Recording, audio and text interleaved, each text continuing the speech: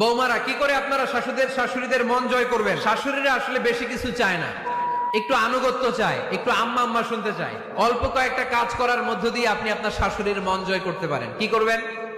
শাশুড়ির মাথার চুল আঁচড়ে দিবেন। কি করবেন? আহার, এগুলো এখন নাই। ওই চুল আশ্রয় দিমু, তোমার বউরে বলো চুল আশ্রয় দিতে। তো বৌমারা আপনারা শাশুড়ি আম্মার মাথার চুল আঁচড়ে দিবেন, মাথার চুলে তেল দিয়ে দিবেন, দেখবেন খুশি হয়ে যাবে। খুশি হয়ে যাবে। প্রেসারটা মেপে দিবেন, একটু ডায়াবেটিক্সের ওষুধ খেলো কিনা একটু খোঁজ নিবেন, সকালে হাঁটতে বেরোলো কিনা একটু খোঁজ নিবেন, ওনার কাপড়গুলো একটু আয়রন করে দিবেন। কি খেতে পছন্দ করে মাঝে মধ্যে একটু রান্না করবেন।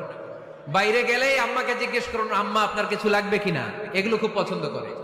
আর বয়স্ক নারীরা, ওনারা ওয়াজ মাহফিল বা ইউটিউবে বক্তাদের আলোচনা শুনতে খুব পছন্দ করে, ঠিক কিনা?